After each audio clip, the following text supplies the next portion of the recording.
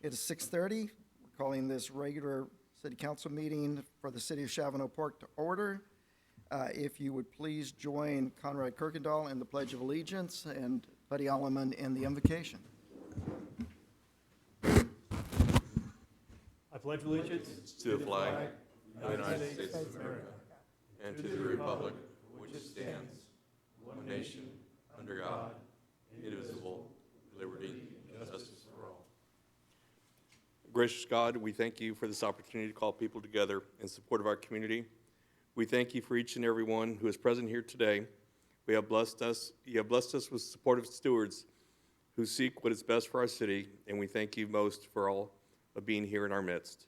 Dear God, please help us supply your wisdom as we decide on certain matters tonight, and your presence be made known, and lead us through the decisions we will make today. This we pray in Jesus' name. Amen. Amen.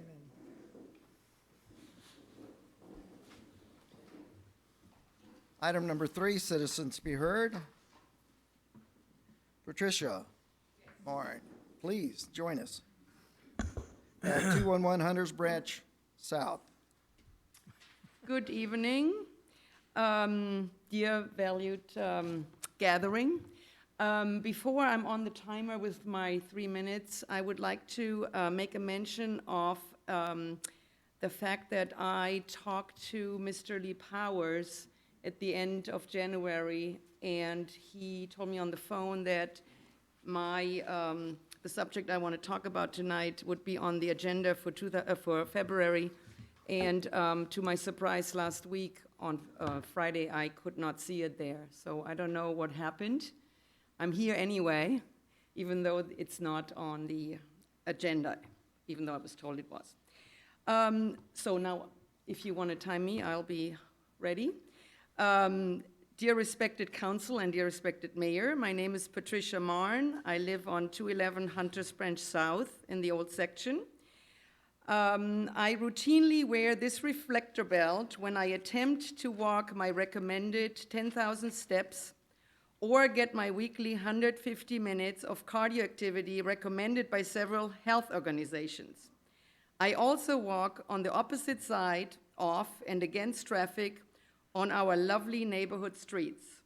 Now, I was reminded of this seemingly mundane activity possibly turning dangerous on a sunny day around Thanksgiving 2025, when one of my neighbors insisted to drive 30 miles an hour on Hunters Branch South, a cul-de-sac road of a cul-de-sac road, rushing past me with engine roaring.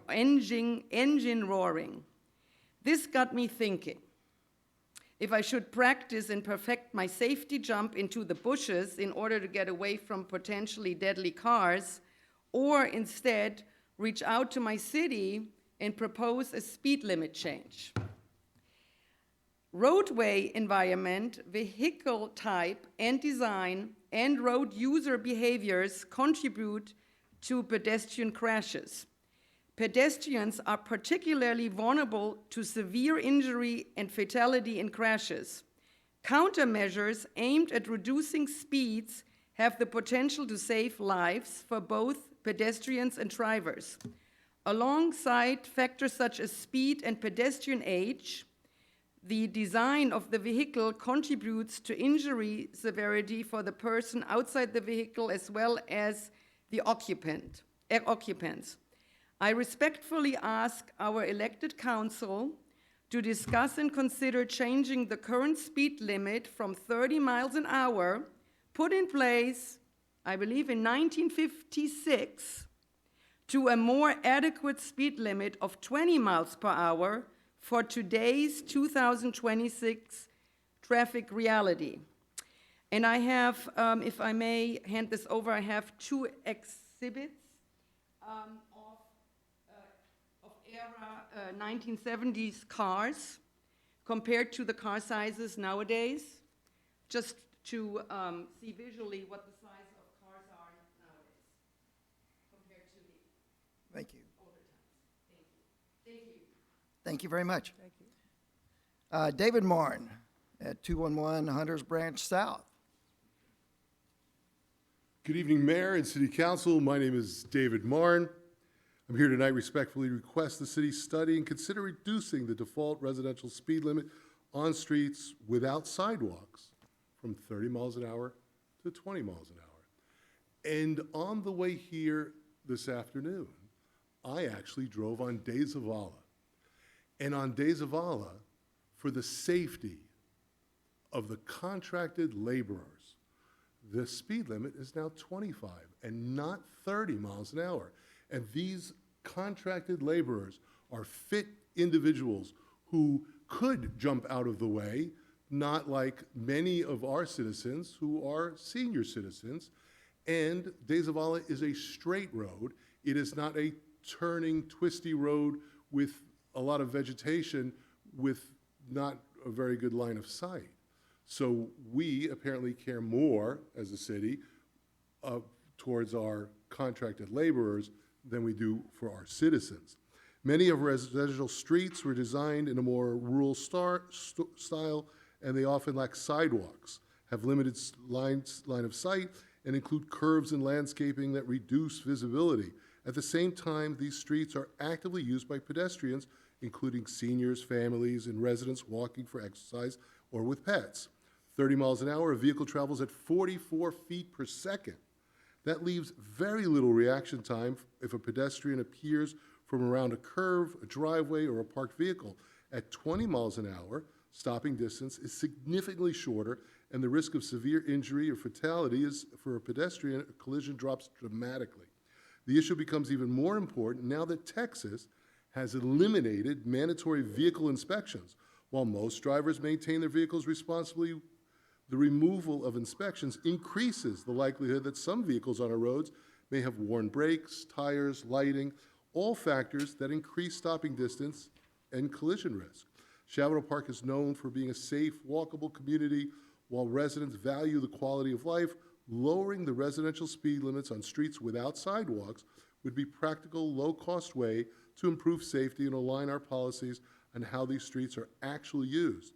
I'm not asking for immediate action tonight, but rather that the council direct staff to study the issue and bring back recommendations on whether 20 miles an hour residential limit or targeted reductions on specific streets would improve pedestrian safety. Thank you for your time and for your service to the community. And with that, I leave it in your hands. Thank you very much, David. We appreciate it. Patricia, thank you all for coming in today. Brings us to item number 4, city council comments. Lee? Pete? Yeah, just welcome to all. Conrad? Good to see everyone. Maggie? Glad everybody's here. Thank you for coming. Buddy? Welcome, everyone. And Maggie was talking all the way up. She's kind of got a little bit of a frog in her throat tonight, and so it will be a little bit more difficult for us to hear. But thank you for, What? your mic was a little bit short, so, I can't hear I anything. know, yeah. Okay. Item number 5, presentation, commendations and announcements, recognition, excellence in performance by Police Officer Lieutenant Veronica Escorza. Bill? Chief Fox. Chief Fox?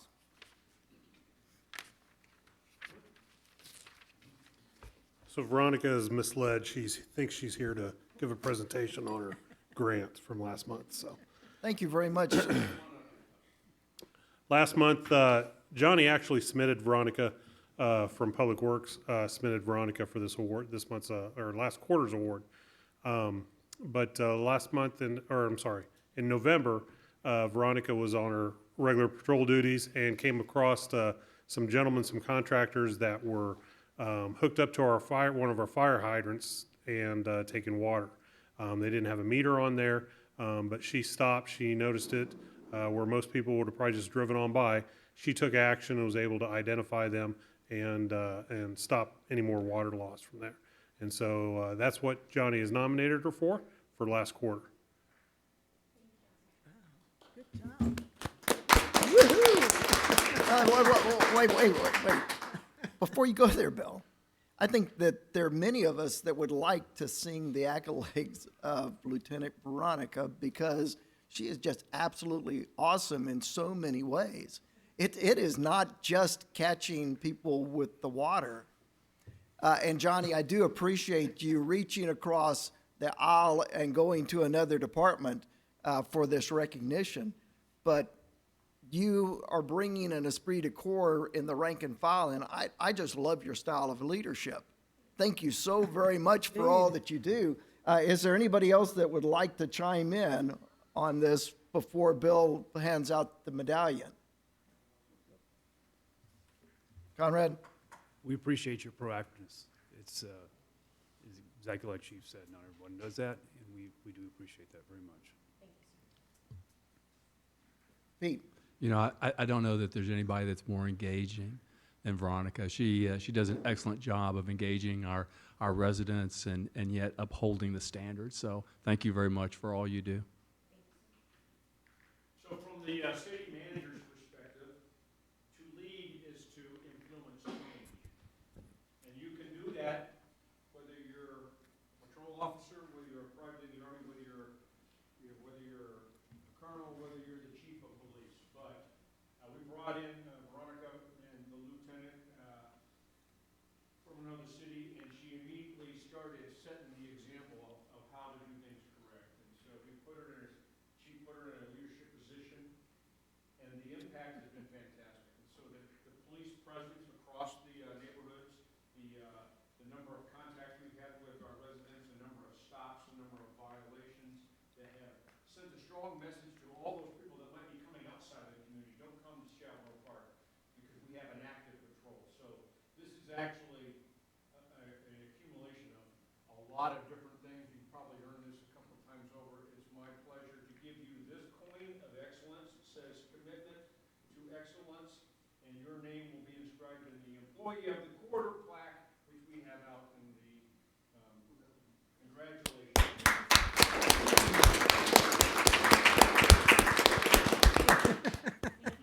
Thank you, Thank Veronica. you. And continuing on and recognizing the excellence of our employees, the next item is a proclamation recognizing March 2nd through the 6th, 2026 as Employee Appreciation Week. The city of Chavano Park is very indebted to our staff. They make the city what it is.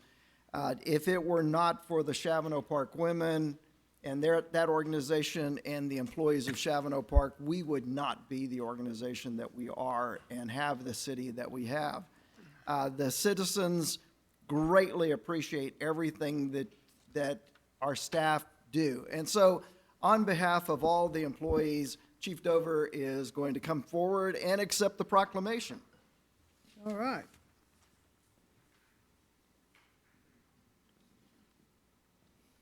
It was a coin toss, and they were afraid that the lighting might.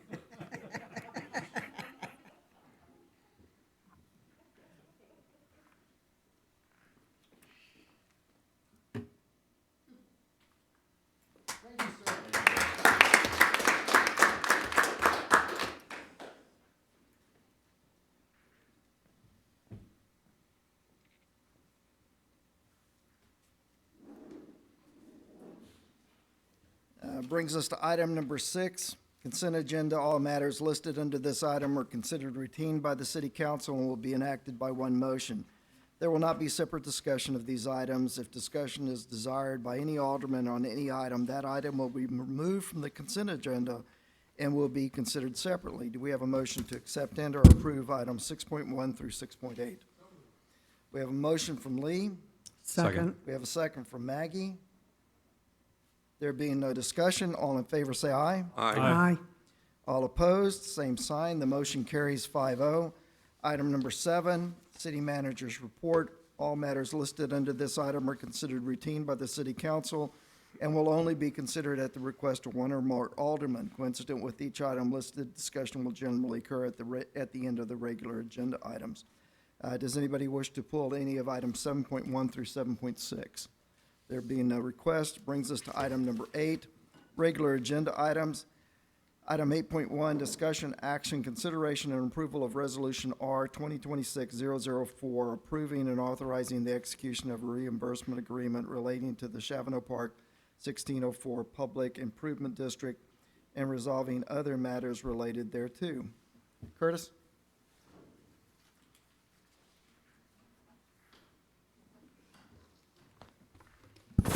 Thank you, Mayor and Council.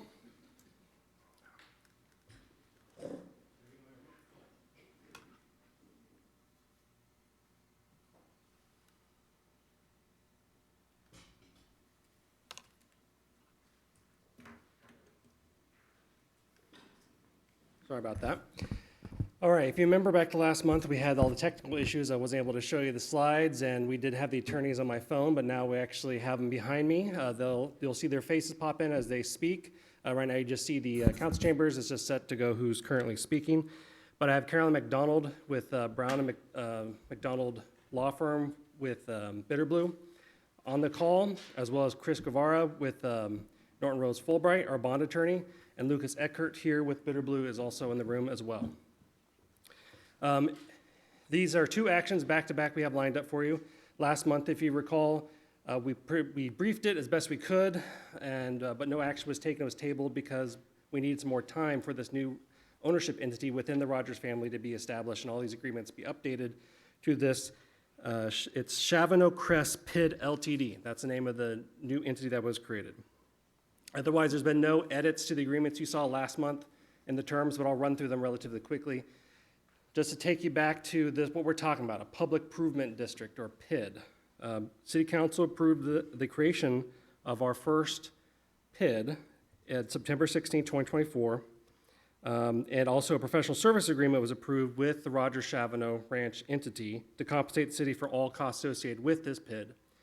Again, a public improvement district, or a PID, is a financial incentive local governments can give to developers.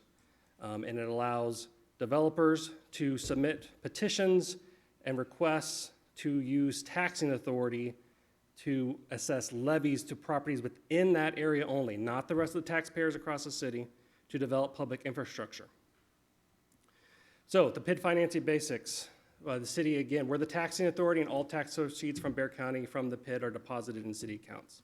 Developer will submit certificates of repayments to get reimbursed only for the documented construction costs of the public infrastructure, not for the construction of townhome or a business, but of the roads, the sidewalks, utilities, and so forth. City reimburses the developer only from two sources, either the annual PID assessment revenues, think of a cash flow, every year the assessments are coming in from the properties, or from bond revenue, so a debt issuance, to compensate the developer all at once if they get a debt issuance, and the PID landowners pay down the debt over time. No other city funds can be used to reimburse the developer. So this reimbursement agreement, the first decision, and second one is a development agreement. This first one is simply outlines the responsibility of the city to create three funds to handle the monies related to the PID. The three funds are, in short, a PID pledge revenue fund. So we already have one PID fund set up right now, which we'll talk about on the next slide, but these are three new ones. So a PID pledge revenue fund, which assessment revenues securing the PID are deposited. A PID project fund, which the bond proceeds are deposited. And a PID reimbursement fund, which is sort of a backstop, which collects the assessment levies if the developer elects not to pursue a bond issuance and instead moves to a cash flow basis to get compensated. That fund is only used in that situation. The attorneys have explained developers, for various reasons, will elect not to choose a bond based on market conditions and whatnot. We have no indication from Bitterblue that they don't plan to issue a request to City Council to issue a bond later this year. So I thought I'd put these buckets up. I did this last month. You couldn't see it very well, but this is the way I kind of thought about it. Money coming in and money coming out of these four buckets now that we're going to have to establish. We have over here, we have our existing PID fund. The developer put a deposit in that, and city PID expenses go to that. There's still about little under $27,000 in that. When we get P3 Works, our PID administrator, in and they start billing us, that goes to there. The developer makes deposits into that. That's where that money's going on. Then you have the three new buckets. Again, assessment revenues go into that PID pledge revenue fund to pay down the bond debt. The bond proceeds go in that PID project fund to reimburse the developer for PID construction costs. And then that last bucket only used if there's no bond issuance on a cash flow basis. And that concludes my presentation. And if you have any questions, I have Chris Guevara and Caroline McDonald on the call. Okay, thank you very much. At this time, I will entertain a motion to adopt Resolution R 2026-004, approving and authorizing the execution of reimbursement agreement relating to the City of Chavano Park 1604 Public Improvement District. Do we have a motion? So moved. We have a motion from Pete. Do we have a second? Second. We have a second from Conrad. We're now open for discussion. Okay, just to remind all of us, Curtis, because we've all slept a few nights in between, the servicing of any debt under this agreement is entirely limited to the funds that are collected. That those expenses will be allocated among the project properties that have been sold or just are ratably among all the projects based upon fair market value, and the fair market value determined as of what point? Does that fluctuate in between? Is it just an ongoing assessment that is much like an HOA fee that doesn't go up, or is it like an HOA fee that does go up?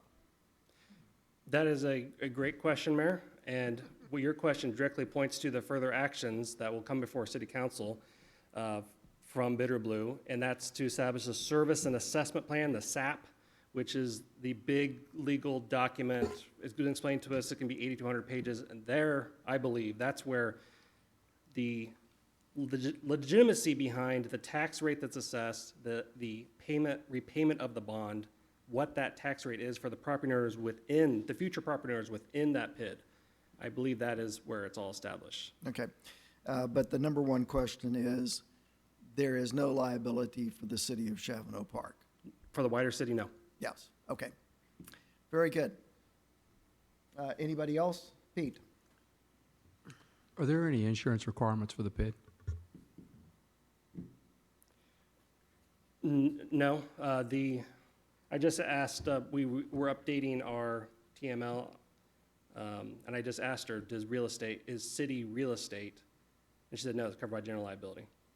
It was on a different project, but no, I don't believe, beyond the general liability of the city, I don't think there would be any other insurance with TML Okay. requirements. Anybody else? I have a question. Maggie? See if I can talk. Yeah, there we go.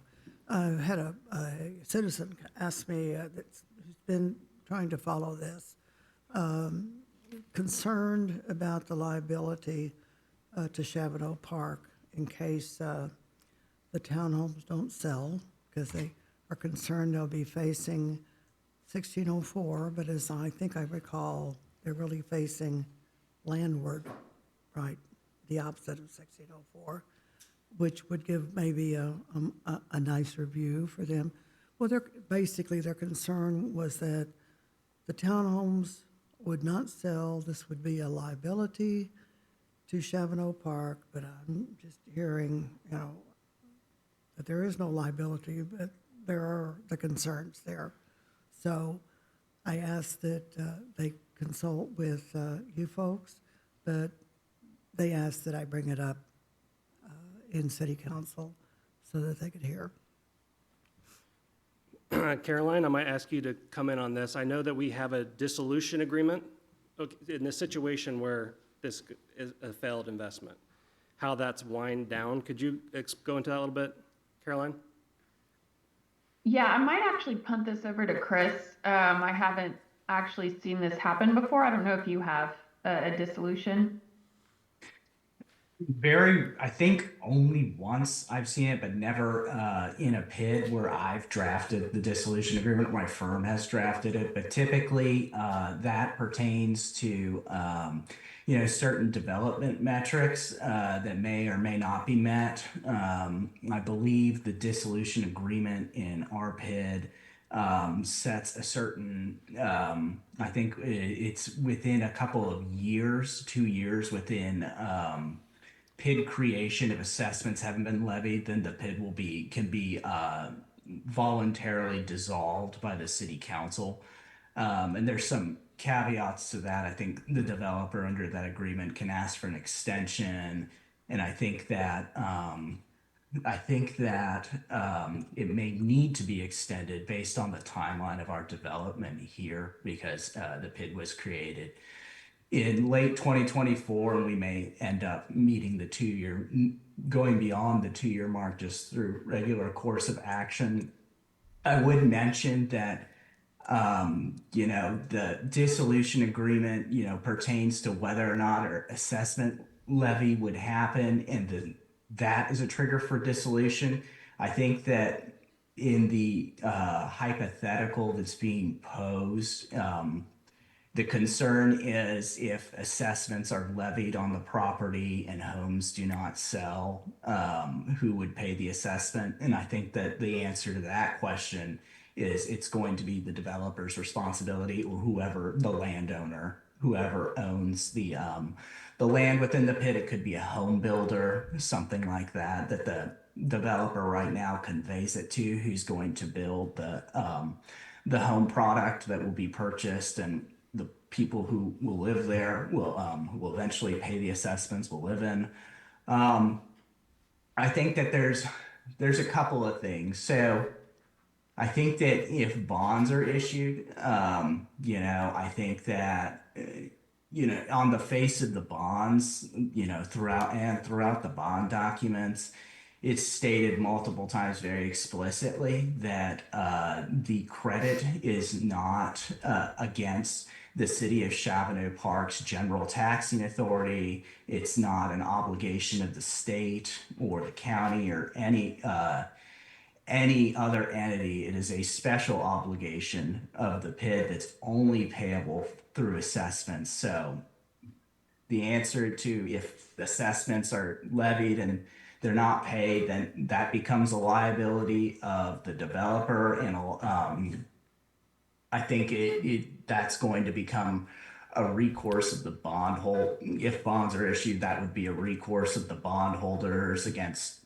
the trustee, et cetera, against whatever funds are deposited into the PID project fund, et cetera. But under no circumstance would it be an obligation, a general obligation of the city of Chavano Park.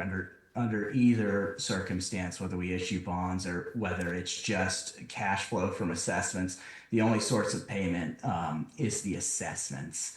And that's stated in the reimbursement agreement as well, that it's just only payable from the assessments.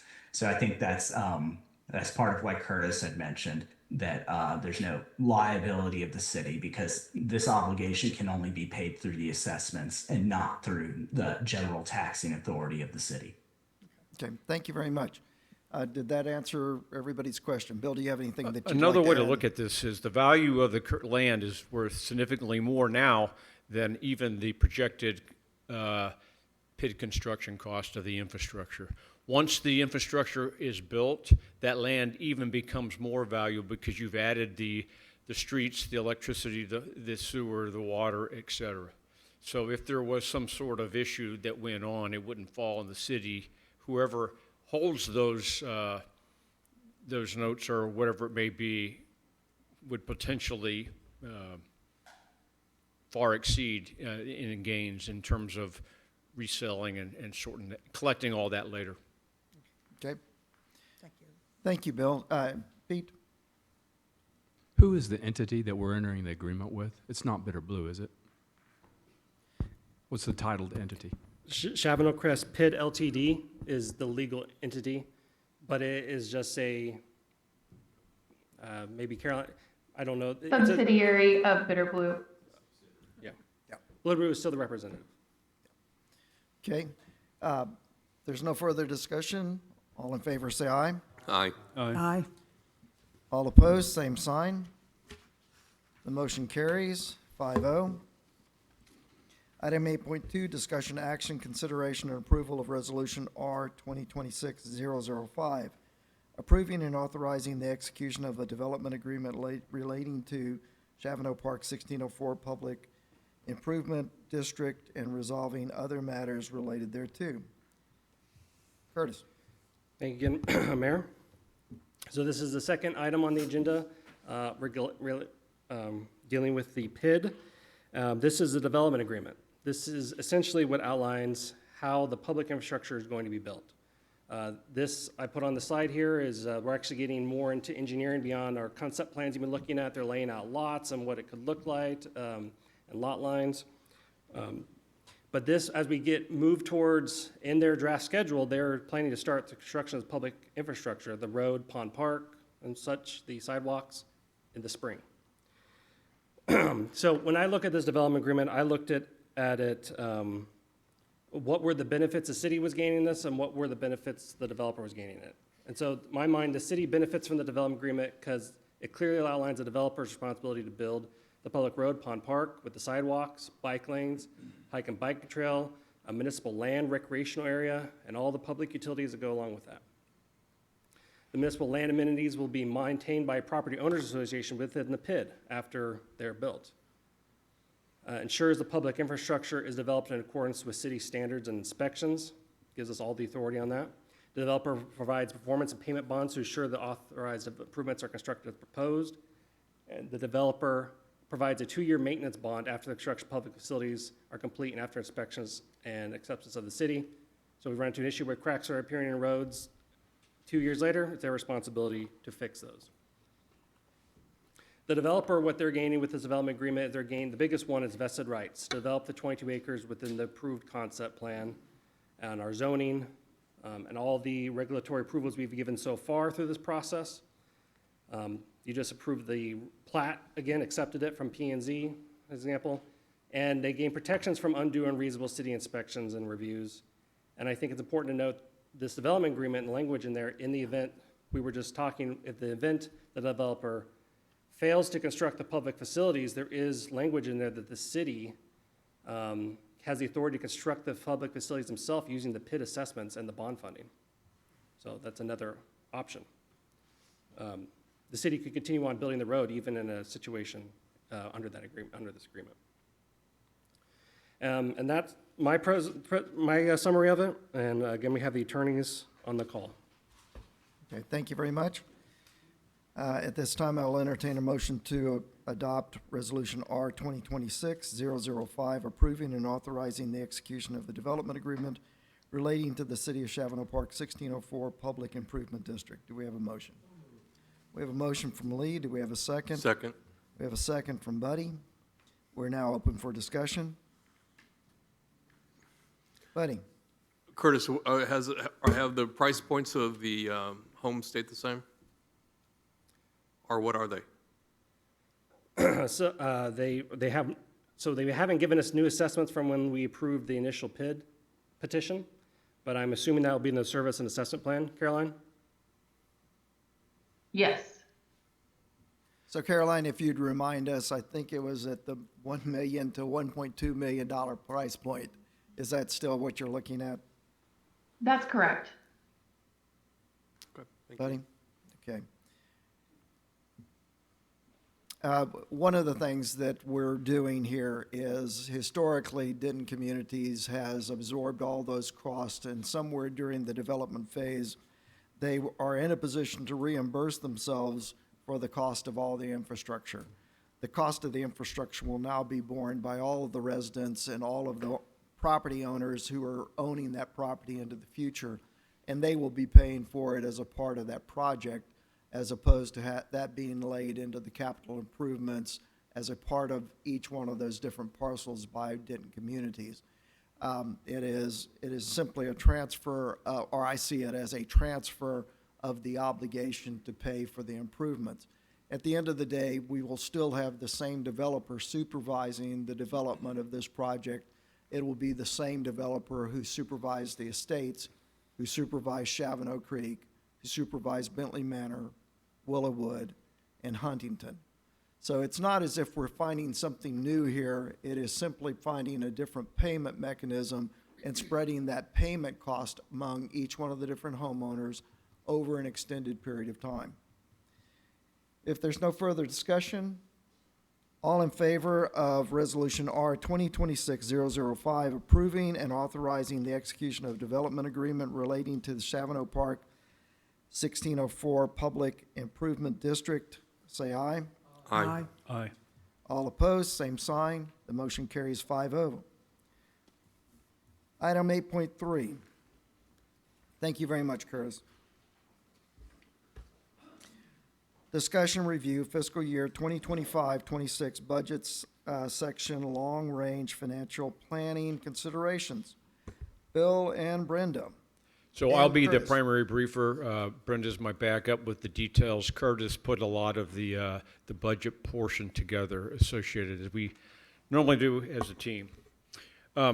Just to remind you, last year, City Council approved a motion for the city manager to review department efficiencies and develop a cost optimization plan that can be used before and during our budget process. And then you tasked me as part of that review to provide a comprehensive financial assessment. And ultimately, we're focused in on maintaining a healthy financial position while ensuring that our performance standards and service delivery are not compromised.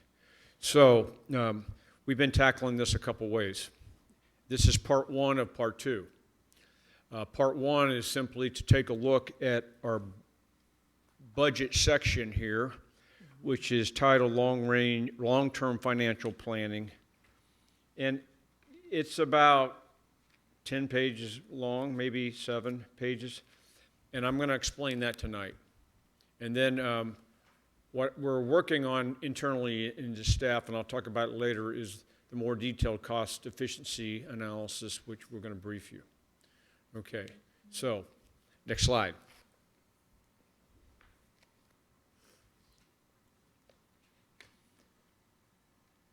Okay, on page 19 of the current budget is the net revenues and expenses forecast from 2027 to 2031.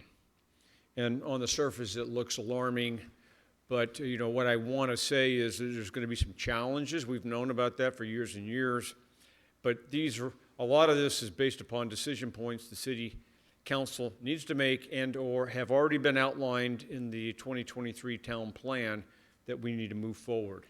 So I'm going to come back to this number because some of you might say, oh my gosh, the sky is falling. In 2028, we're going to have a deficit of $800,000. Next slide. Let's go back to the 2023 town plan long-term city finances. Next slide. As part of that, what informs the future financing is the infrastructure. So we're going to talk about what are the major infrastructure plan challenges that we have that are going to require financing. Next slide. As part of the town plan, which I have here, 2023, on page 72 is a possible street financing strategy. And I took that chart out there and I put it in front of this. And what that shows is in 2028, we're paying off current debt. A lot of that was built for the city hall and some other things. In 2022, we took out $10 million of debt for phase one streets for the old Chavano Park East. The plan that was outlined in 2023 as a possible street financing strategy, after a street assessment was done by not even our city engineer, by an independent engineering firm, Turk Freeman engineering firm, basically resulted in an established prioritization of street projects that need to be done. So obviously, the east side of Old Chavano Park was priority number one. That became phase one, along with some of the cul-de-sacs, which were in really pretty poor shape. Priority number two was the old Chavano Park West, which is north of City Hall. And I think the last time they had work done on that was 2004, 5, something to that nature. There was chip sealing that occurred. It caused quite a bit of a stir at the time. And a lot of you know that history. The next priority was the, Chavano Park Estates, then Chavano Creek, Lock Hill, Selma, and Pond Hill. One of the things that came out of that study was that we had sections of Chavano Creek where it was heavily clay-based, and those parts of the street on the southern part of Chavano Creek were not stabilized probably to the highest engineering standards of the time, and therefore those streets in Chavano Creek were failing at a much faster rate than 3/4 of Chavano Park. That's the Post Oak Way entrance and the Cinnamon Oak Way entrance.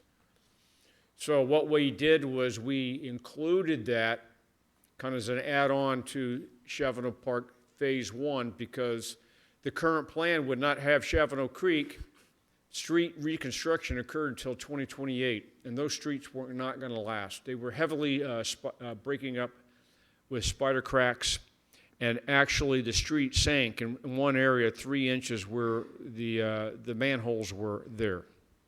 But the bottom line is we had a potential street reconstruction project schedule, and then we tied that into a funding strategy because you couldn't pay for it all at once. Next slide. Going back to the town plan, the summary document of town plan finances said, I'm only going to highlight a few points. Meanwhile, repairing the streets, deteriorating streets will require debt financing. I'm just going to remind you of that. Later on, it says, in addition, known drainage problems will require multi-million-dollar grant funding and/or debt financing. So we briefed that, but it kind of slips up on us. Next slide. Out of the town plan, there was a number of issues related to long-term financial finances. We've heard these before. We only receive $1 million in sales tax. We have an older population that there's over 65 tax-frees, that those taxes do not increase. We have a balance of $2.5 million in the rainy day fund. We have a capital replacement of 1.7. But the one I want to point out is the city capital replacement reserves have no money set aside for drainage projects. Moreover, the next issue is the street maintenance fund reserves are anticipated to be exhausted in 2026. That's because one of the primary things we did when we took out the $10 million bond is we had savings of a street capital replacement program. We also had savings from the sales tax street fund. And then we had off-loading debt that was happening in 2026. The normal tax increase for the 2022 bond issue of $10 million would have been something like 4.75 cents to every resident that was not tax frozen. Okay? And that would have been on year one. What we were able to do with the existing financial health of the city was we only raised, or you, City Council, only raised the taxes 1 cent the first year, a 2 cent the second year, and a 0.5 the third year. We're still substantially under the, what the cost of that bond is, which is about 4.5 cents for the next 18 years. Our plan, our finances have enough to cover that. But what that does is it doesn't leave additional funding for future debt or improvement projects. Next slide.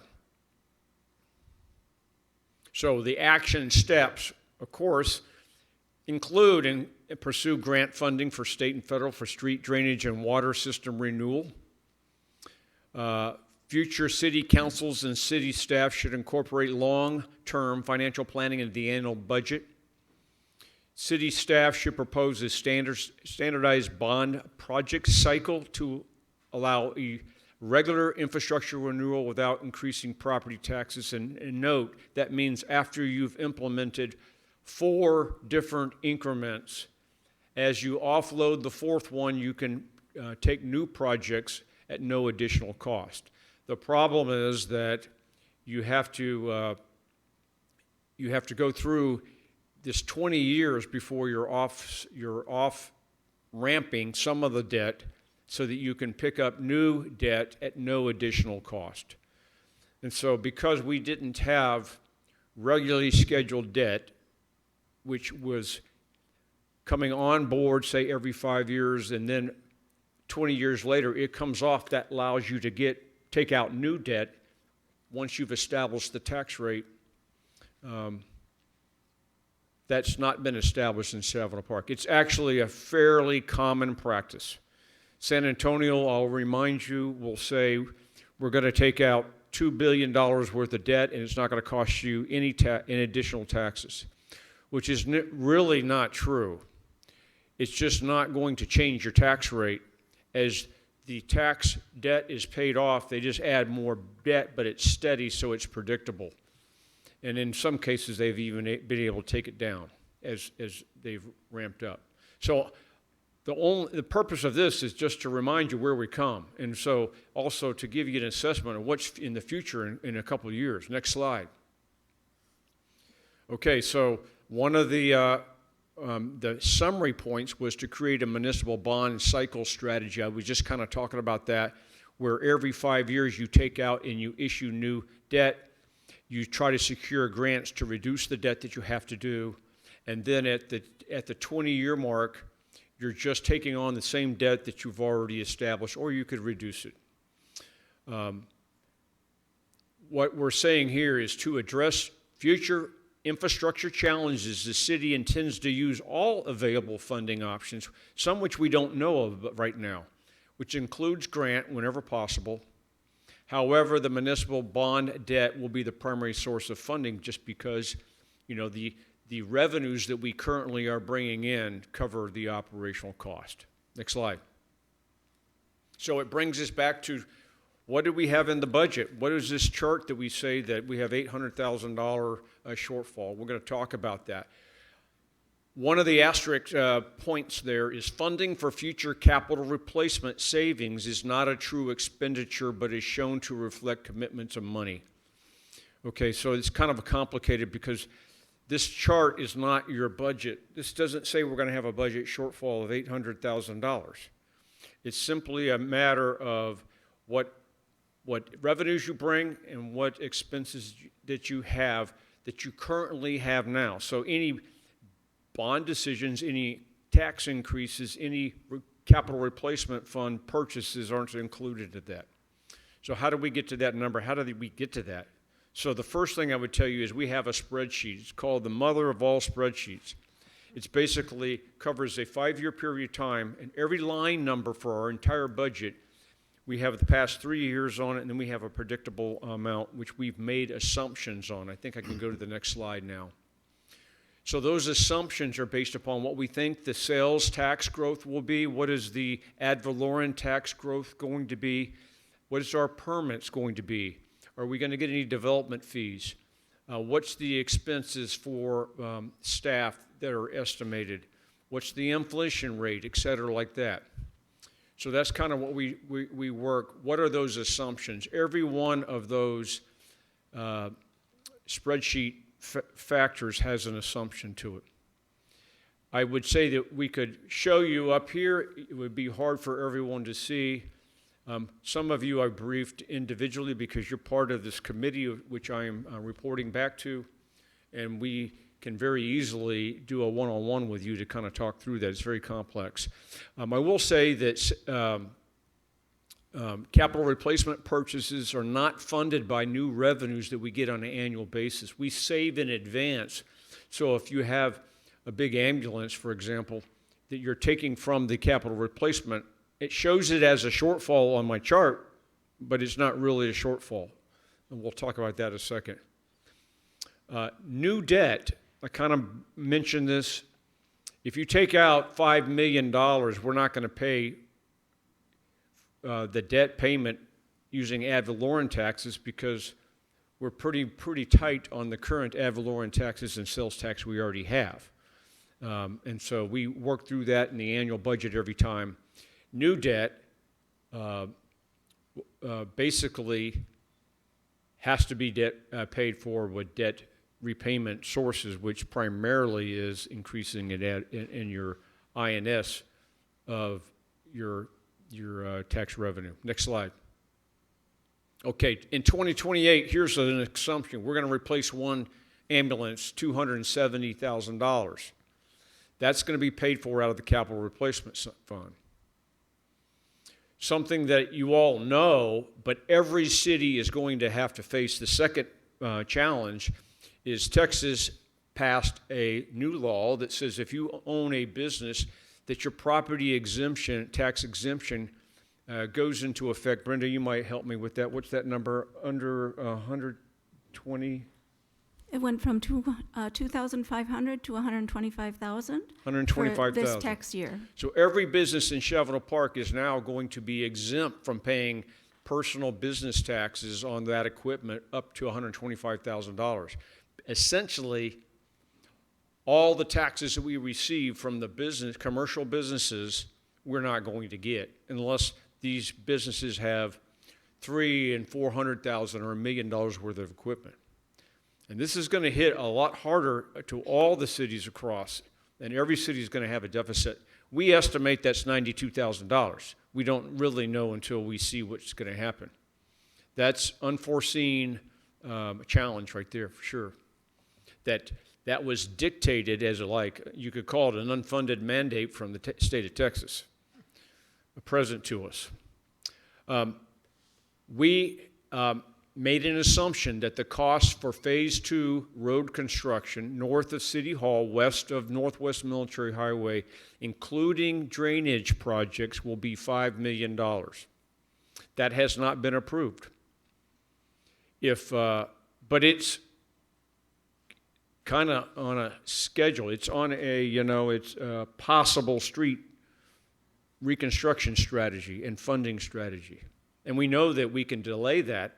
But if you delay that, then you're not going to the estates, you're not going to Chavano Creek.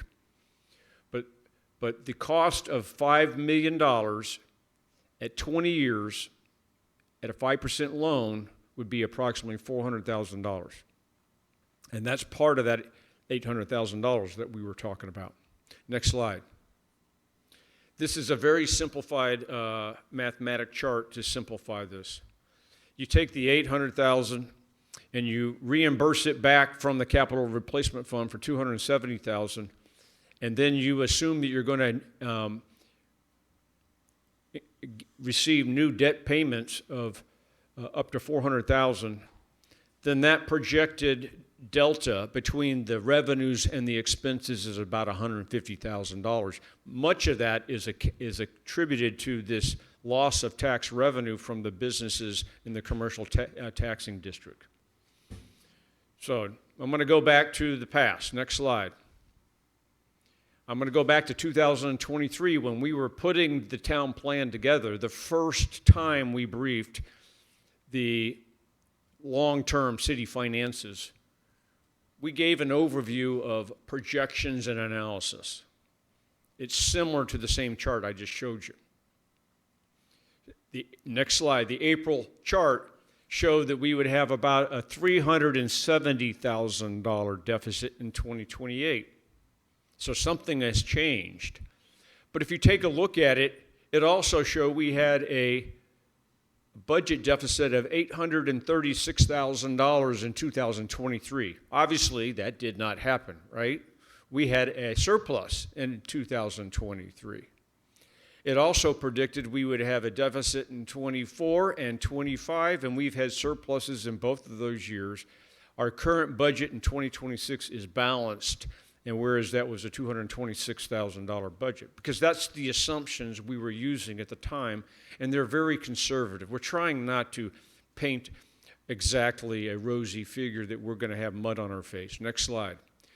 By September, that estimate went from $400-something thousand down to $228,000 in the red. Next slide. The next year's budget, it went back up to $565,000. Next slide. This year's budget, it's $821,000. And the whole point is not to say that we're not doing a good job of estimating this, is that the assumptions change. The factors change, and there's grants that are received and different sources of revenue and different things that we're working on. So it's not that I'm not worried about it, because ultimately, at the end of the day, we're going to pass a balanced budget, and I'm confident of that. Next slide. We have to by law. So what are considerations? Again, the assumptions vary, and staff estimates are conservative. Grants and debt interest rates may be more favorable than forecasted. They probably will. And we have always options to defer large capital replacement purchases by 1 to 3 years, which helps. Now, the second part of what we're doing, as I mentioned before, is staff is doing a review of expenses and revenues and where we are. What I've given guidance to is each director will look at each line item in each budget down to the detail, and they will identify for me what they consider to be mission essential, which is what we must fund, mission enhancing, what level of service are we achieving, and then discretionary, what's the return on the investment? Because we do some discretionary things, and we love doing those things. Best example is our city-sponsored events. We know that's discretionary, but it provides a sense of community, and they're very, very popular. What's mission enhancing? I mean, you know, if you could take a look at the police department, nobody wants to cut the police department, but when I got here, it was 17 officers and 16 officers and a secretary. As part of Chief Ray Lacey's assessment, he recommended 4 additional officers. City Council at the time approved 2. You could say that those 2 additional mission officers are mission enhancing. We still accomplished the mission, but not near as well as we did when we put an extra patrolman on night shift, because most of our crimes were happening in the night shift. So we still accomplished our mission prior to that, but we've enhanced the mission, and we provide a different level of service by providing 18 officers versus 16 officers. So we're going to give you that. We're going to come back to you and say, hey, look, we've identified these. We may not have it exactly right, but is there anything in the discretionary that's not a good return on the investment that you want to look at? And I can tell you there's not very many discretionary funds. Is there mission enhancement things? I mean, you could say, well, maybe the police lieutenant who we just recognized here today is mission enhancing. And maybe the police secretary is discretionary. But, you know, there's a lot of return on the investment by having those 2 positions manned. So if you take a look at it another way, if fire and police are the core of what we do, that's 70% of the entire budget. And so when you take a look at the mandatory positions elsewhere, the contracts for judge and prosecutor and health inspector and city building inspector, engineers and attorneys, you know, that takes up a lot of the 30%.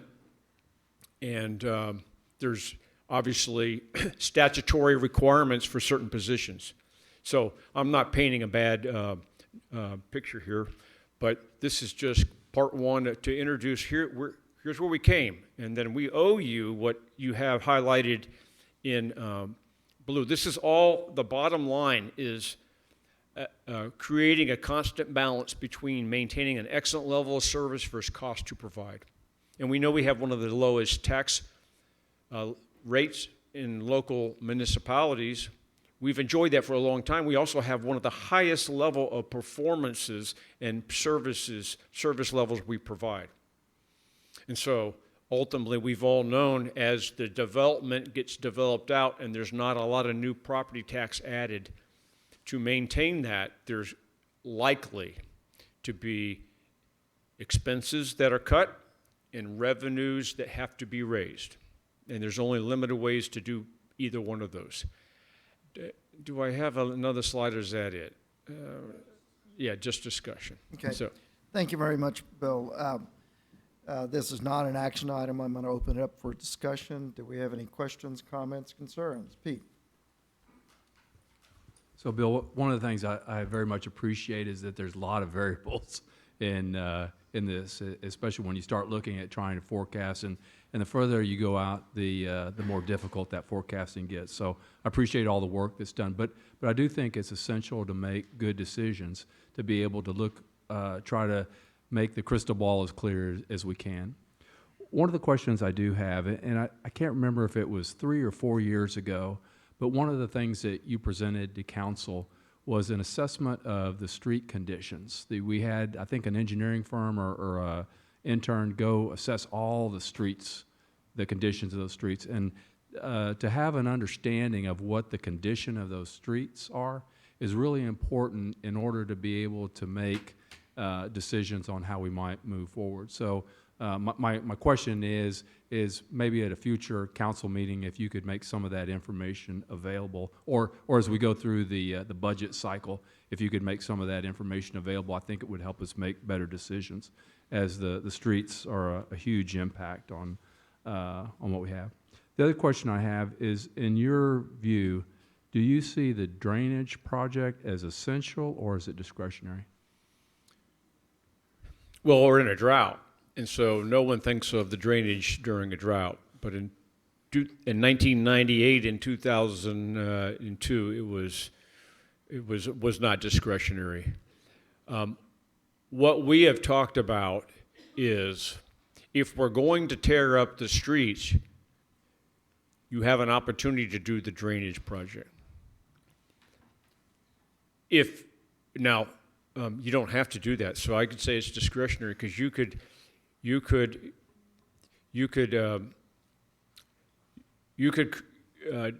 create a drainage project based upon several concepts level.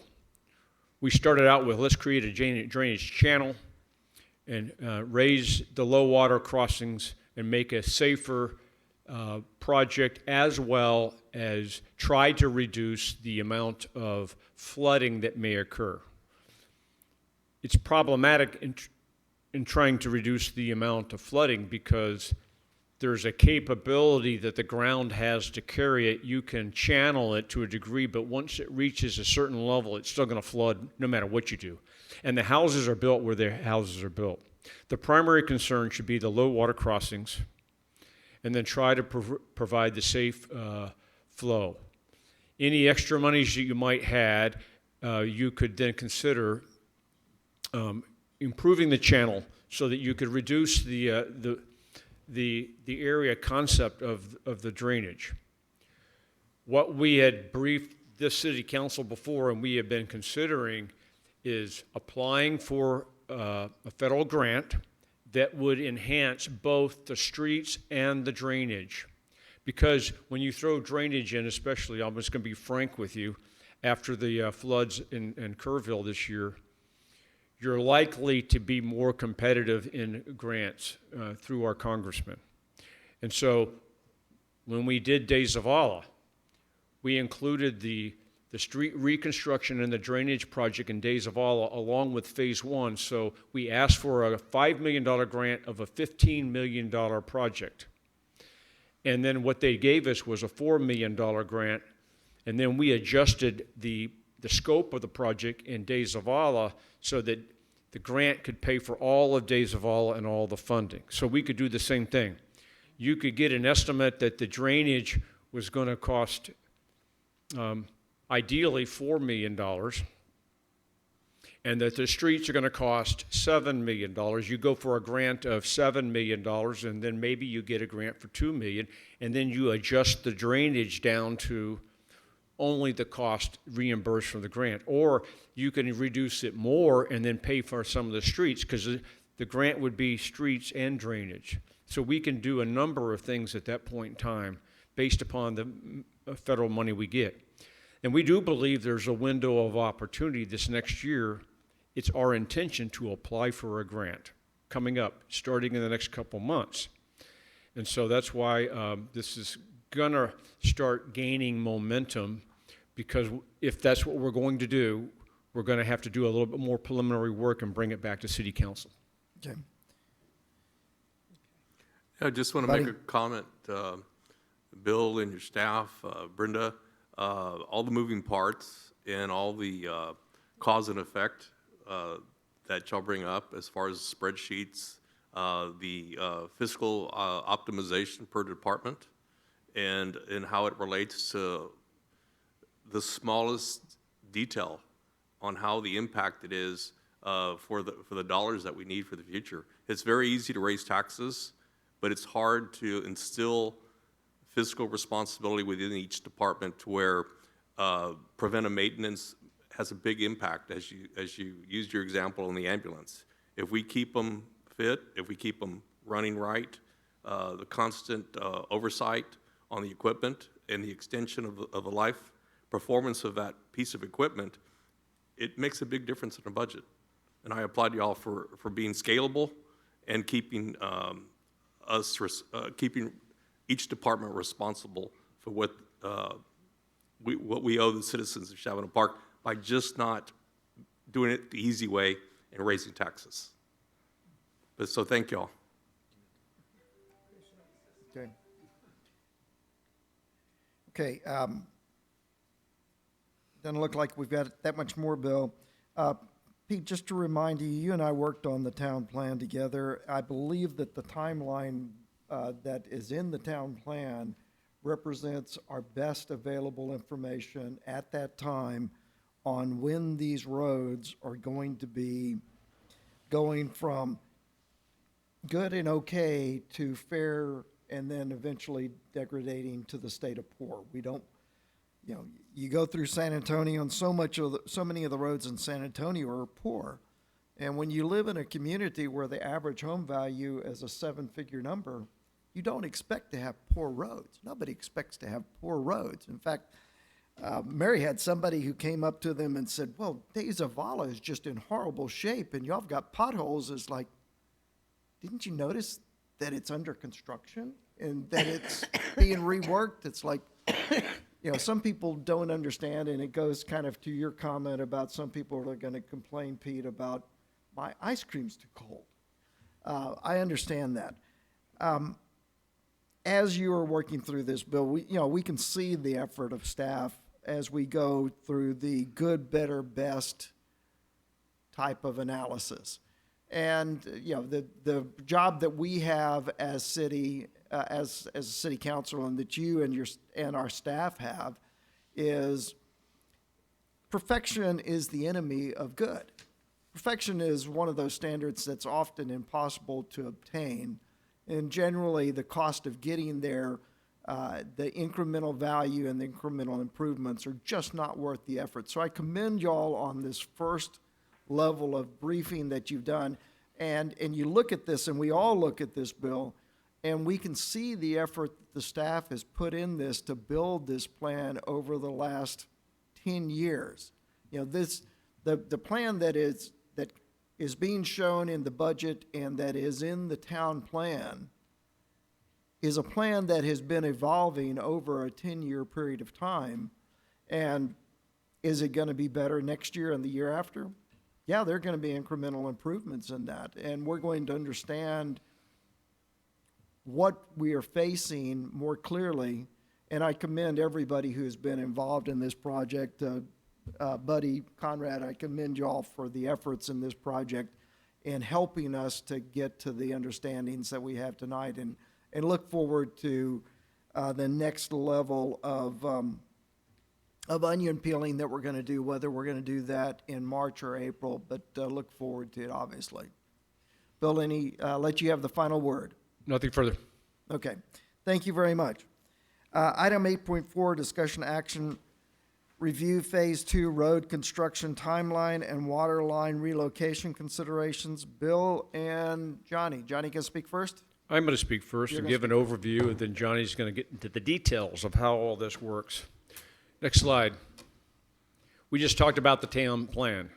The town plan is a framework for a strategic document and timeline for how, in 2023, our best assessment way forward was. It included long-term infrastructure, which I kind of highlighted, and then a long-term financing, which means, according to the town plan, Phase 2 reconstruction in the northwest side of the city will begin in 2027.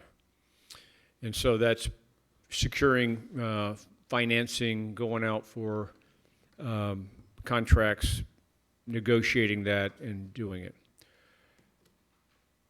Recall, in 2022, all the work that was done by Public Works in advance in taking all the water mains that went across from the streets. We thought there was 11, there turned out to be 17. And then all the long service lines that had to be cut every other property through the streets. Before the road construction began, it was like driving almost down a country road. You drive along, you go cha-ching, cha-ching, cha-ching, cha-ching, and every one of those cuts in the road were filled back up, but they were still aggravating. And so the good news is the residents didn't have to live with that a long time. Now, we started that work months and probably a year in advance.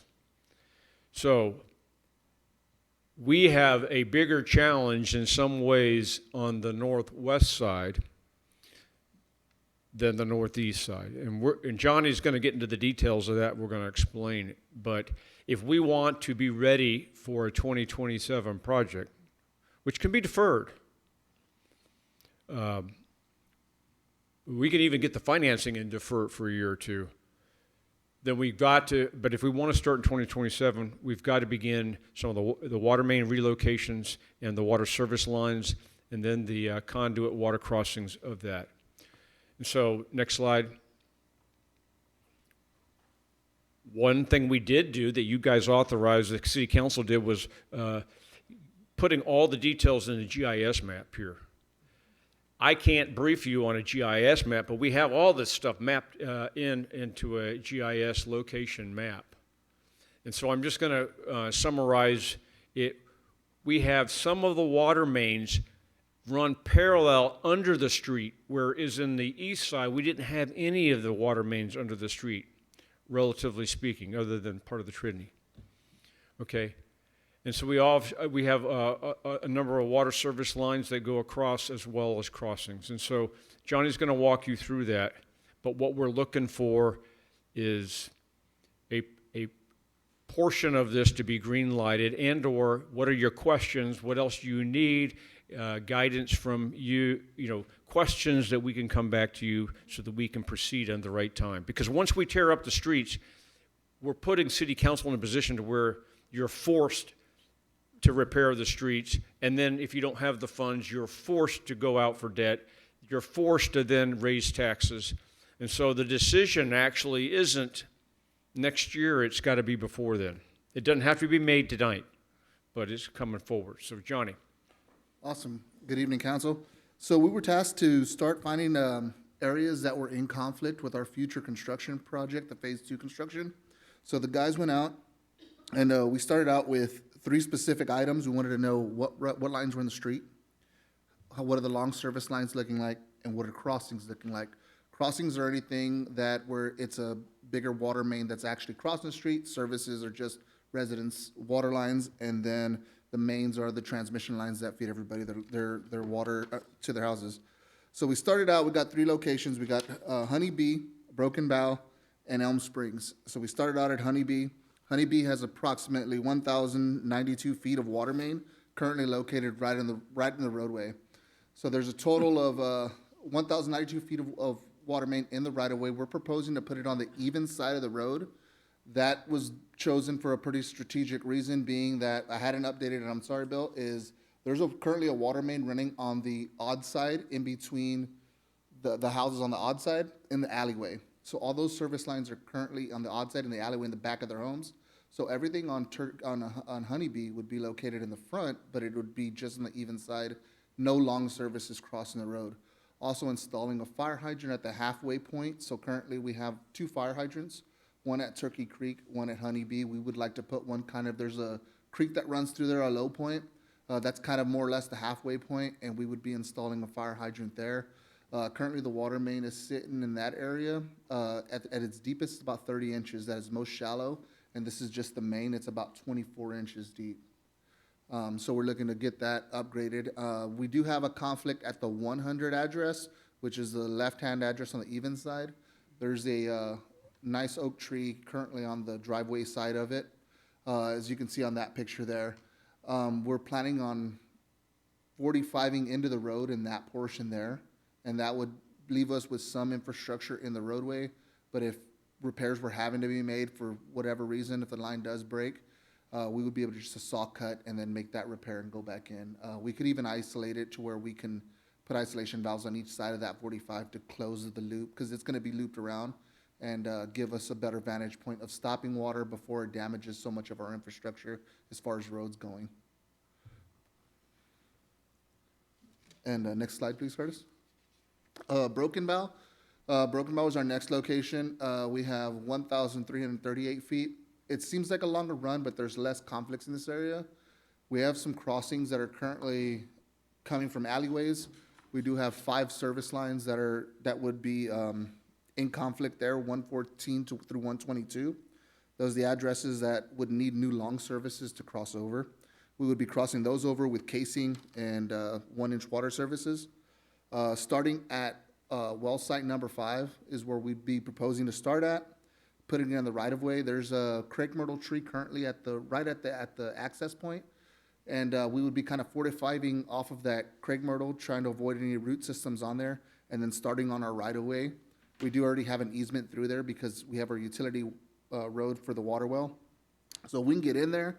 This would be one of our major conflicts right here, which is this small tree right here plus this crepe myrtle here. They may have to go. I'm not going to say they're going to go, because we do try our best to, save as much as we can. If we can hydro excavate in that particular area and avoid having to cut so many roots, that's what we would do, and leaving the trench a little bit wider just so we can fish a piece of pipe through, so that we're not cutting as much roots as we really would have to if we didn't have the hydro excavator. There's already water services that are on this side here, as you could tell in the photos as well. Next slide, please, Curtis. Elm Springs is another one it's going to be a little more, it's not going to be as it's a little bit more of a challenge, might I say. Elm Springs, it's only 936 feet. There would be 5 services there that would have to have long services as well. Those long services would be cut in, put with casing as well.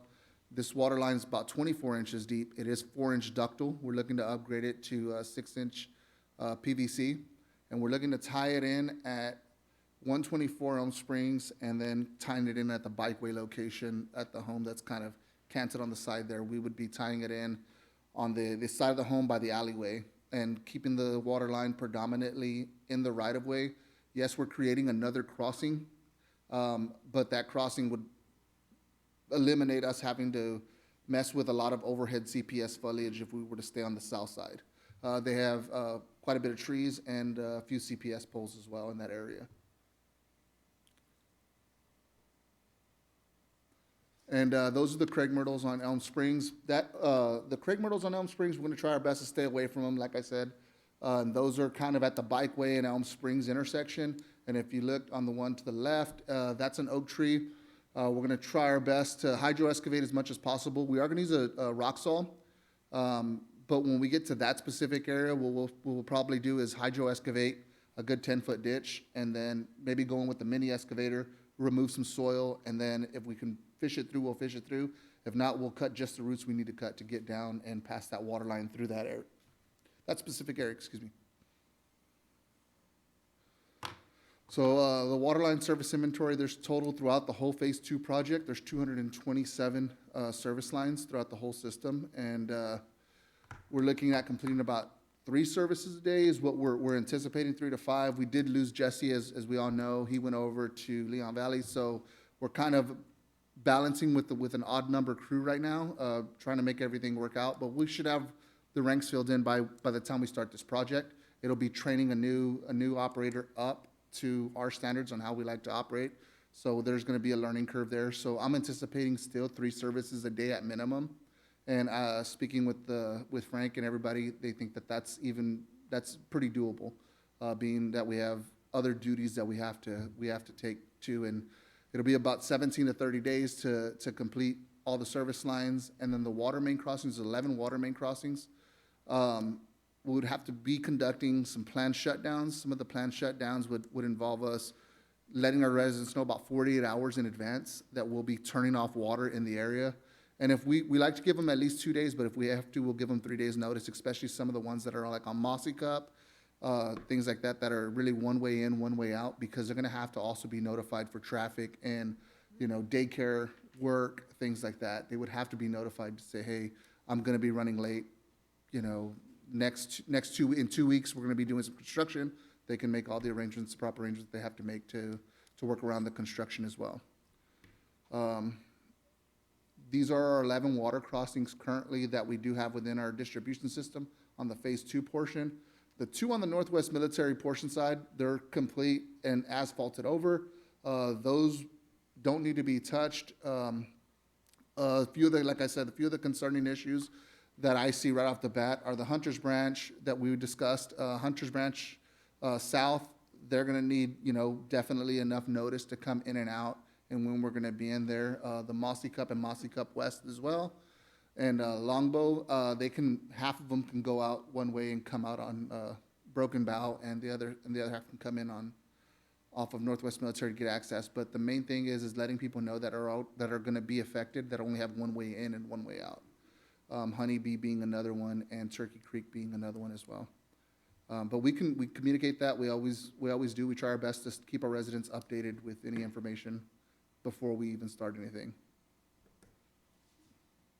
Thank you, Johnny. Bill, anything you want to add?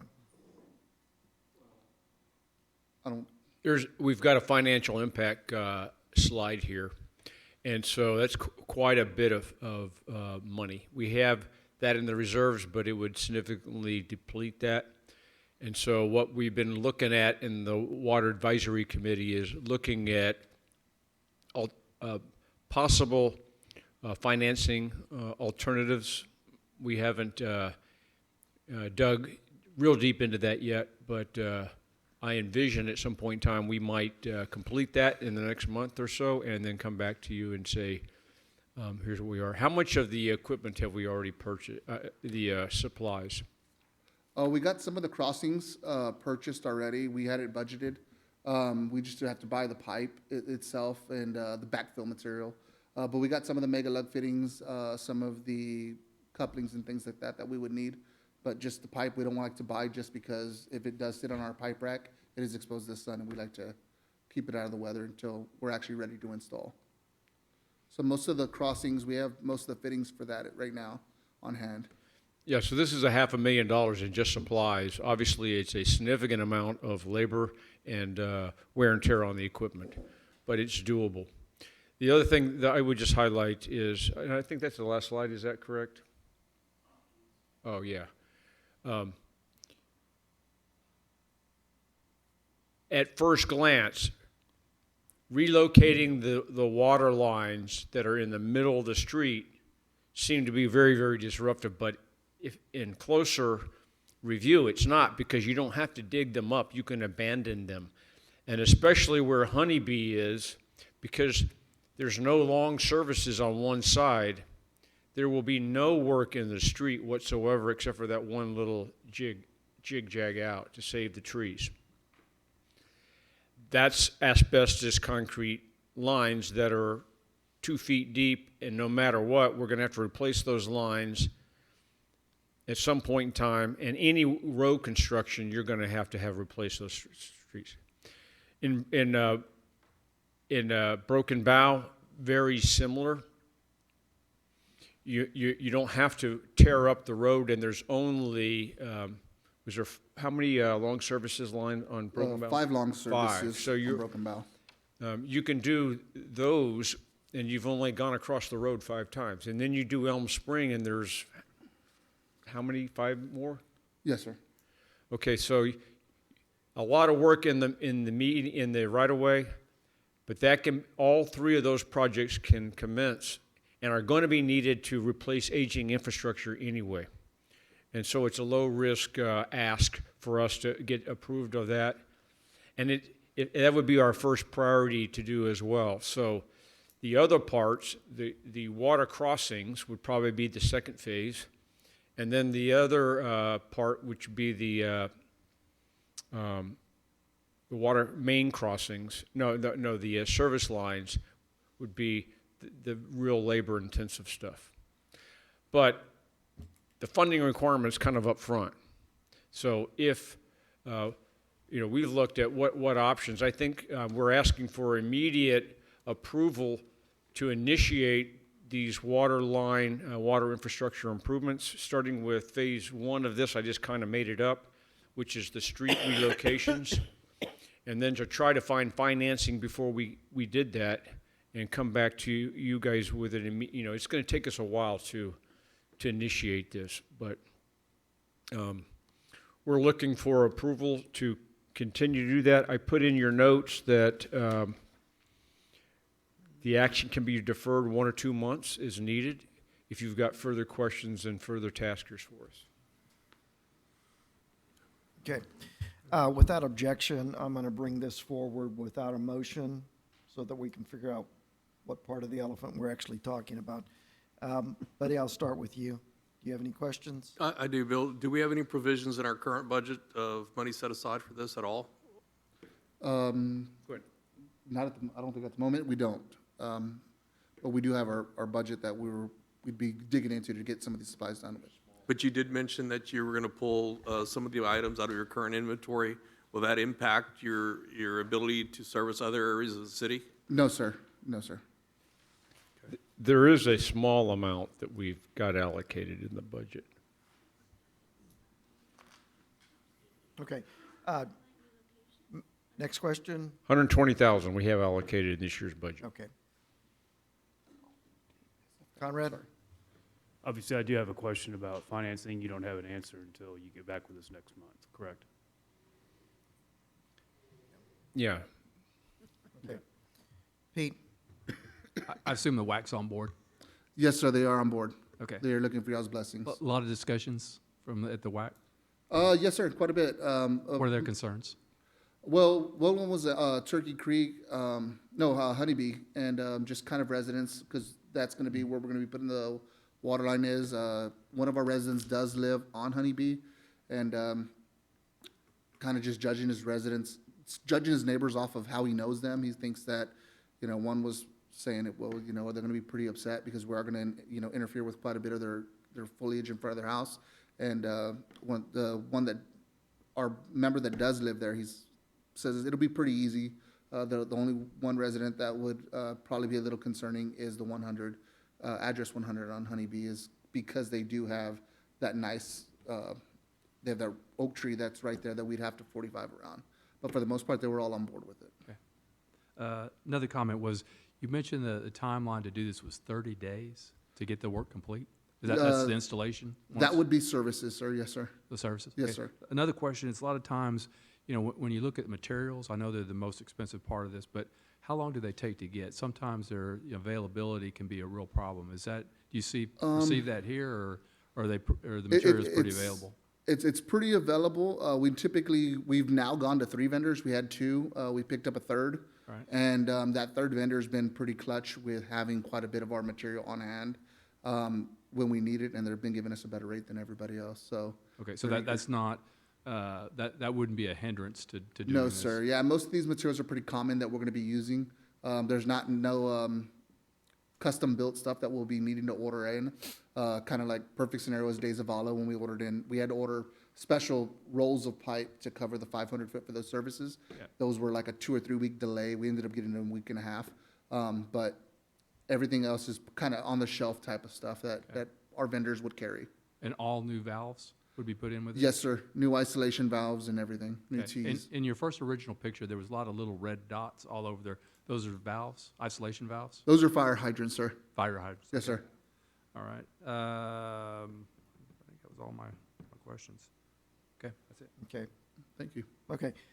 Going back and on Pete's, yeah. So this is more of a comment. So I want to commend you again. And I know a couple of years ago, you brought forward that we really needed to map the out, and you brought the engineering firm in that we mapped all this out. You wouldn't be able to do any of this without a good map. So again, I commend you for getting that done. Thank you. Okay. Going to Pete's second to the last question, comment, the replacement installation of shut-off valves.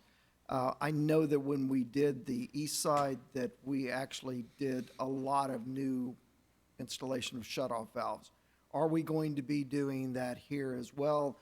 And are we replacing every single shut-off valve?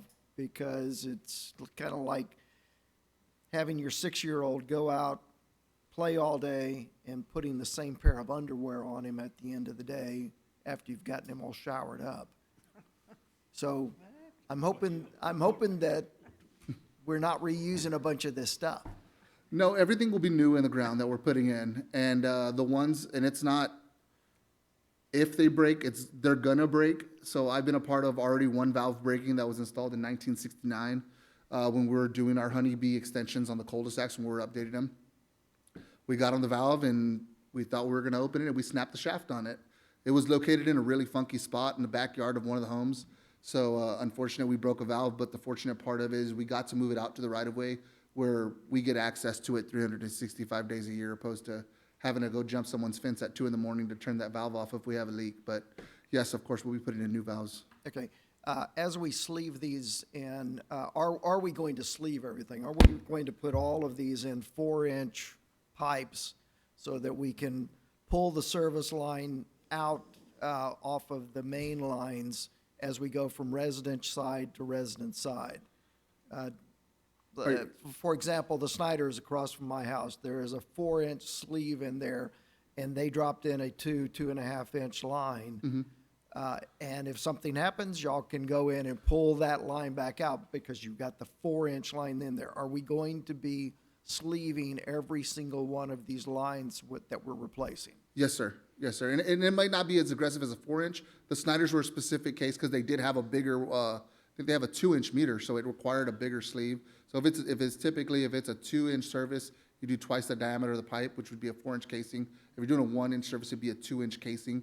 That's predominantly what about 95% of the east side is 2-inch. But they're a really unique case with the 4-inch. Okay. But we'll do a 4-inch if the meters are side by side. If we have a resident that, let's say y'all two live next door to each other and the meters are already tapped side by side, we call those doubles. What we'll do is we'll put a 4-inch in and we'll put 2 1-inch service lines in there. I heard you say that we're going to be putting in 1-inch service lines. Is that the best option? Do we want to be putting in 4-inch service lines, or do we want to be putting in 2-inch connectors and then putting in reducers to take them down to 1-inch for the houses? Because if somebody later on says, I want to have a 2-inch line, I really don't want to cut the asphalt back up because it's, whatever we're charging, it's not worth it. I think it's now like $1,800 that we charge for cutting into the asphalt. But you talk about the degradation of that brand-new asphalt and cutting into the curbs and all those other things. I don't know that it's worth letting people expand their water service at that point. If we're going to let them upgrade their service, I think we should have some foreseeability in that and consider, well, what's the extra cost of the 4-inch pipe versus the 2-inch pipe? And what is the cost of putting in a 2-inch connector that can then be subject to having a reducer on it to take it down to the 1-inch? I'm not the water guys. I'm sure that y'all will address those with Al and Tommy and the other guys because they know so much more about this than I'm ever going to know. Okay, next item. All of the work that we're doing is inside of our existing water easements. How far off the curb do our water easements extend into everybody's front yard? It kind of varies from block to block quite the way we.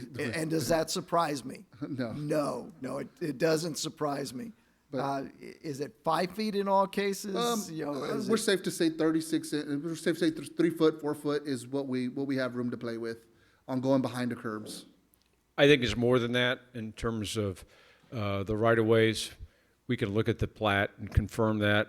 you just basically take the right-of-way minus the size of the street divided by 2.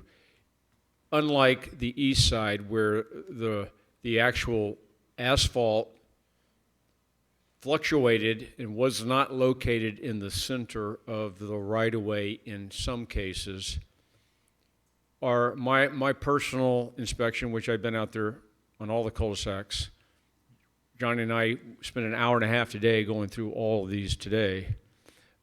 You have probably 8, 10, 12 feet, depending on where it is there. You have more flexibility. If you look at those pictures, you can see some of those trees are 4 feet from the curb. And it'll be a challenge, but Johnny walked me through what that was like. And it looks like, other than just a couple spots, we'll be able to operate totally within the right-of-way. Okay. Trees, that's a really great topic.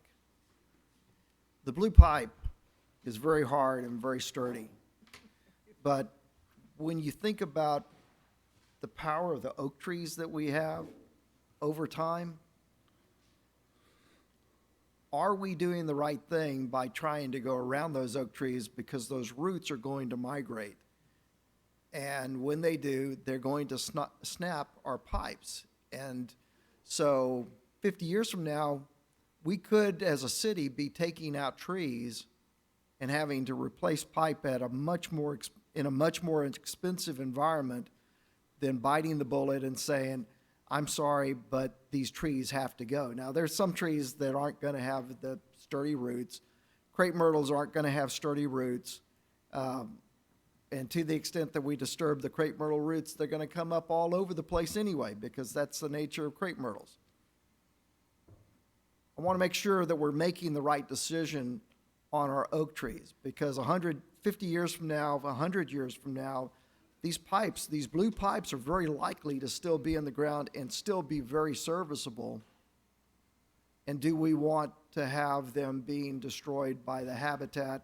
And frankly, do we want to have some type of program where when, like at a particular house at 310 Fawn Drive where a hackberry grew up, and he probably needs to have that hackberry taken out because it's right at the edge of the city's easement, by golly, we need to protect those lines. I'm just concerned. Okay. So we have 3 options. Please bring them back up, Curtis. We have option 1 to approve immediate relocation, which enables phase 2 on schedule. Option B, delay relocation 6 months, may increase cost and impact timeline. Option C, do not relocate if phase 2 is deferred. And really, there's a hybrid there. You can approve part of this, or say, come back to me next month with financing options and taking a look at that. So we've kind of fleshed this out a little bit more today. Well, unless we do a bond, we can always get the money back on a note. You know, we can go ahead and start spending our money and then refinance our coffers and put that into the water fund. So that, if we're looking at notes, that is not a financial consideration. So, okay, does anybody want to even discuss option number C? Nobody wants to discuss option C, so that's good. That means we're looking at options A and B, and the delay relocation, 6 months, it could be 1 month, 2 months, it could be up to 6 months. And so, is anybody looking to delay the beginning of the project? Okay, go ahead. So I guess I heard what Bill said, is maybe a good course of action is to delay this, table this for a month, let the bill to come back to us with financing options. Well, it depends on what kind of financing options that we're talking about. To come forward with how we would cover the cost for this. Well, there are 2 options for cost. We have money, we could pay for it out of pocket. The problem with that is that this is an infrastructure project that has an impact on that neighborhood, on all the water system users for the next 50 years.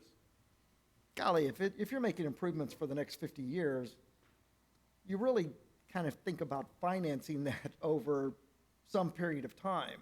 And whether that's 5 years, 10 years, or 20 years, that's a decision to be made at the council level. We're also looking at numbers that are so small that you can't do a bond. This is always a note. Yeah, we're not going to go get bond financing because the cost to do bond financing makes it unaffordable. No, tell me if you disagree. I'm just saying that I don't know that I'm seeing other than, hey, if we wait 1 month, we may get a different rate on a note than if we wait 2 months, or if we went out and rushed to the bank tomorrow.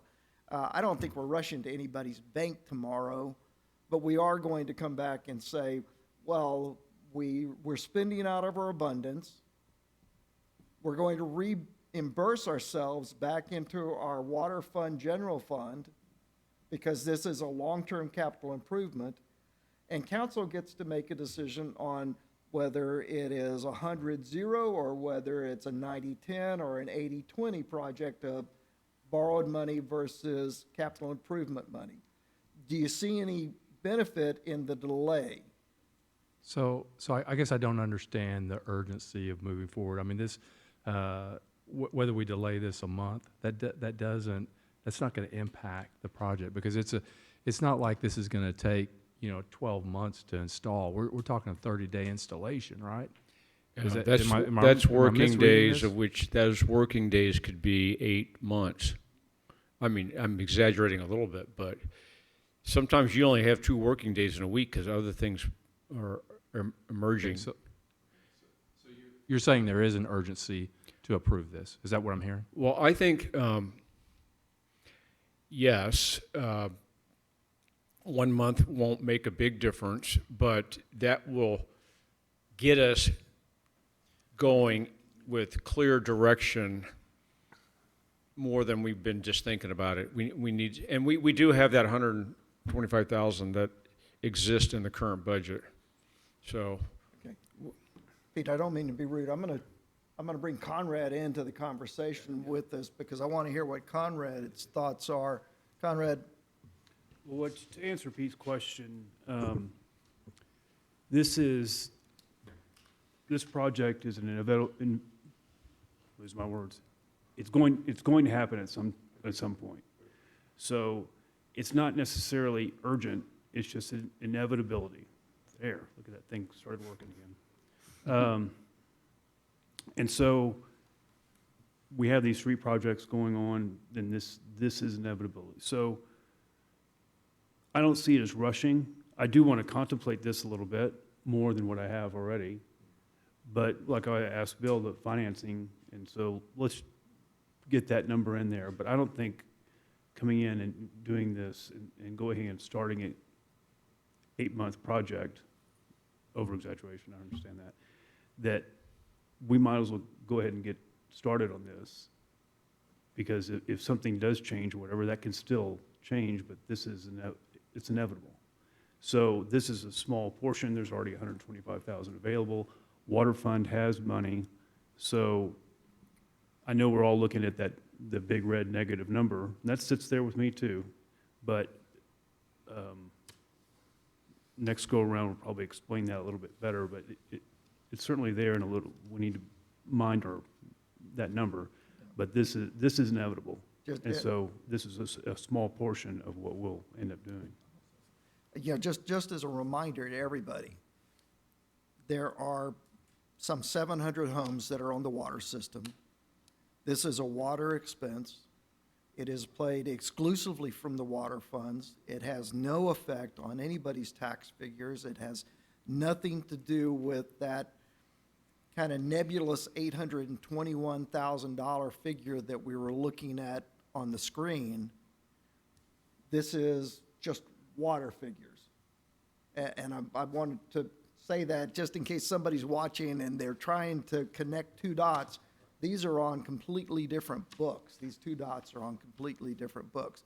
Now, as far as going forward, Yeah, we can look at this, and there are three parts of this project. There's Elm Spring, there's Broken Bow, or Longbow, which one was it? Longbow? Broken Bow. Broken Bow. There's Broken Bow, and there's Honeybee. Honeybee is very isolated. Starting on Honeybee, it's going to take us until next month at the very earliest before we finish that off. We probably won't even start by next month. I Okay, mean, this so- is a little bit more complicated. I mean, 'cause Okay, we're working so- on Days of Allah. We got a lot of other competing demands in the public works. Just the service line crossings 11, we didn't even talk about the time of that. You might do 2 a month. If you had nothing else to do, you could probably do 3 a month. So this is going to just, you know, the service lines themselves may take 5 months. The main crossings, and then the service lines may take 5 to 8 months. So whenever we start, I predict it's going to take us longer than a year to do. Okay, so I want to come back to the crux of the question, Bill. Do you want authorization tonight to get started and to brief us on the financing aspects? Because there is chalkboard work that people need to do, and if we start the chalkboard work now, we're going to be in a better position to break ground at any time between now and the next council meeting or 2 weeks after the next council meeting. Is that kind of what Yeah. I'm hearing? Let's do this. Call it Phase 1, 2, and 3. Phase 1 is all the replacement of the lines. Honeybee, Elm Springs, and Broken Bow would be Phase 1. Because that minimally impacts, and we probably have most of the funding for that. And then by the time we get and secure the funding, we can talk about the service lines and the main crossing lines, which are going to be the most disruptive thing. Okay. And then as far as that is concerned, that initial funding that we already have in the bank right now is money that we could actually replace with borrowed funds and amortize out over a 20-year note, a 10-year note, a 5-year note, whatever is decided by council. Is that correct? I'll have to confirm that. It sounds logical, but, Yeah. you know, we'd have to talk to the financial advisor and make sure we got our Ts crossed. Okay. So Pete, coming back to you, is that comfortable? So, yeah, I mean, I agree with what Conrad said. This is inevitable, and I'm actually fully supportive of this. I think, you know, to go in and replace these old lines that have been in for 70 years, that are asbestos, and replacing them with the PVC just makes all the sense in the world. Well, I mean, it's something that needs to be done. My only concern was, as Conrad mentioned as well, is, you know, and what Bill has mentioned is there's a lot of other things that are in the works. And this just gives us another month to kind of settle. I don't think there's going to be any opposition to this when we come back next month. So I'm okay if we say, yeah, let's move forward. But given another month gives you a little bit of time to talk to the WAC. It gives you a little bit of time to think through the expenditure, because it's a $500,000 expenditure. Yeah. Okay. Do I have a motion to, yeah, Lee, coming back to you, sorry. Thank you. I'm of the opinion, having heard what I've heard today, that we need to, option A, approve immediate relocation and table on schedule, with the understanding that nothing's going to happen tomorrow or the rest of the month and possibly next month. This, I hope, will give Johnny, with mentoring from the city manager, to take the project proposed and fold it into all the other projects that he has, because he's going to be going from one to another based on emergency and needs, exigent circumstances that we cannot foresee, but we can certainly understand will happen. If we completely table this and set it aside and let him run with the projects as they come up, we miss the opportunity for those slack points, slack times, where we can be going out and doing something with the other project. I hope I'm saying this properly. The other part of it is, because of the workload involved and the type of work it is, we're in a drought. I'm looking at a calendar, and we've got good weather predictably for the next 8 months before we get into fall, winter, et cetera. We don't know what's coming. I don't have a farmer's almanac. This is one of those, the iron is hot, let's strike. At least give Johnny and his crew an opportunity to look at what they got to do and what we want to do, and mesh these two projects together. Okay. Okay, so at that point, I'm going to turn to you, Lee, for a motion to direct staff to move forward with an immediate relocation of the water mains and service lines as presented and to consider financing options at the next meeting. Is that your motion? Okay, look, Lee has made a motion. Do I have a second? Second. We have a second from Maggie. I know that we went to discussion. If we have any further discussion, do we have any further discussion? There being no further discussion, all in favor say aye. Aye. Aye. All opposed, same sign. The motion carries 5-0. Okay, I know everybody wants to get out of here. Johnny, you did a great job. Bill, thank you very much. That was a great project. Discussion, action, City of Chavano Park 70th and United States 250th anniversary celebration. We talked about this last month a little bit.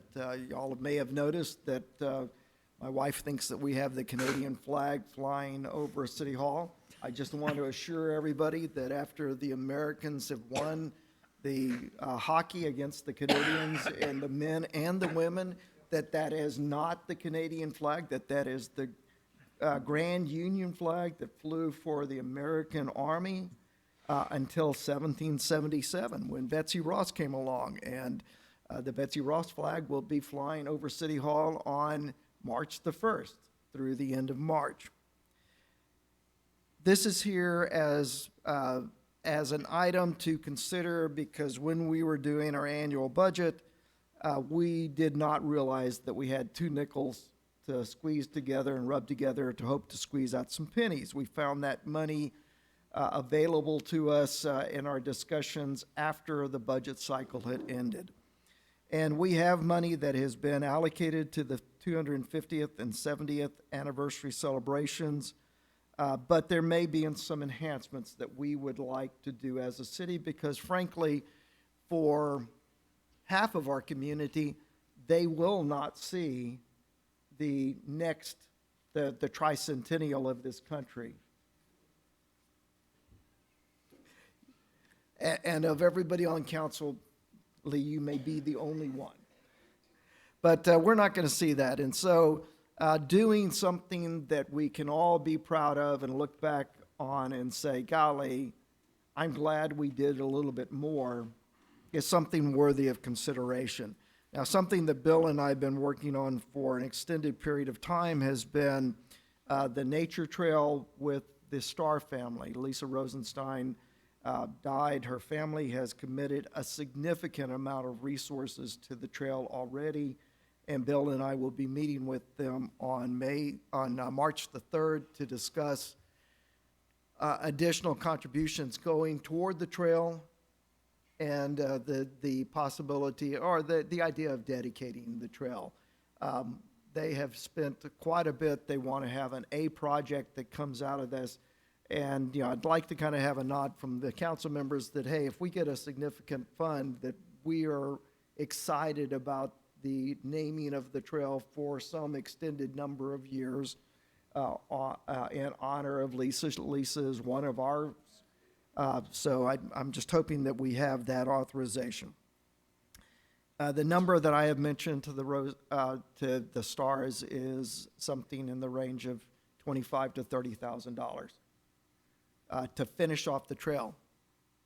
I'd like to have some kind of nods from City Council that in the event that we get to that point and they have committed that number, that there is a few $1,000s difference, that we're not going to feel uncomfortable coming back to council with the idea of, hey, we need another 5 or another 8 or something like that. So I don't think that anybody's objecting at this point now that we have the Community Engagement and Beautification Fund. Okay, going beyond that is going to be a very beautiful trail that we're going to be opening for the city and recognizing its opening on June the 28th.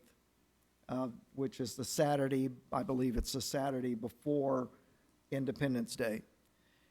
We may want some additional funds, though, to do some enhancements that we might not otherwise consider. And I would like to have a motion to approve some amount of additional funding that may or may not be spent for the 250th anniversary of the country. Something in the range of $10,000 to $25,000 should get us over whatever hump we have.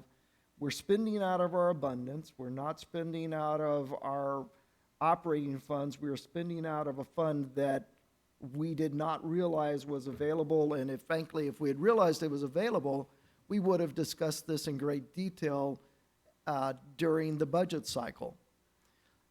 Maggie has challenged the women, the Chavano Park women, to come up with some ideas to help us on what would be some ideas to enhance the 250th anniversary celebration for the city. You gotta have, to know what you can do, you gotta know how much you can do with. And so, is there a number that city council would throw out from the community enhancement and engagement fund as a top dollar, not as, hey, we have to spend this, but hey, this is the extent of our limit? Is there a number that y'all would recommend that we be able to say, yes, we're going to enhance the 250th anniversary and 70th anniversary by this much money? Pete? Bill, when we do the 4th of July, typically what do we spend? Do you know what those dollar figures are? We generally budget about $7,000, and typically we'll get contributions, some levels of contributions. It'll be more than that. Not to put anyone on the spot, does anyone have a number that refines that, Kristen or Brenda? But we budget $7,000. That takes, we do hot dogs and hamburgers. We do the petting zoo, character designs, face painting. There's a band that we pay. There's quite a bit of activities.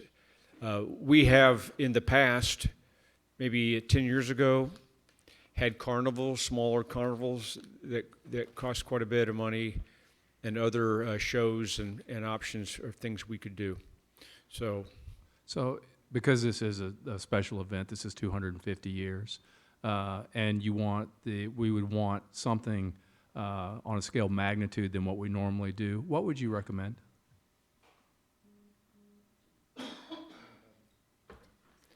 Yeah, so we have about 9,000 in there now. So is 14 to 15 a reasonable amount? Yes, I think 14 to 15 would be a reasonable amount of additional funding. Okay. Yeah. No, I'm looking for something that will make this memorable, so that, other than Conrad, all the rest of us were here for the 200th anniversary of America, and we had a really great time, and we remember it vaguely for some of us. Some of us remember it very precisely. real Lee name is remembers it Betsy. very precisely because he was in law enforcement.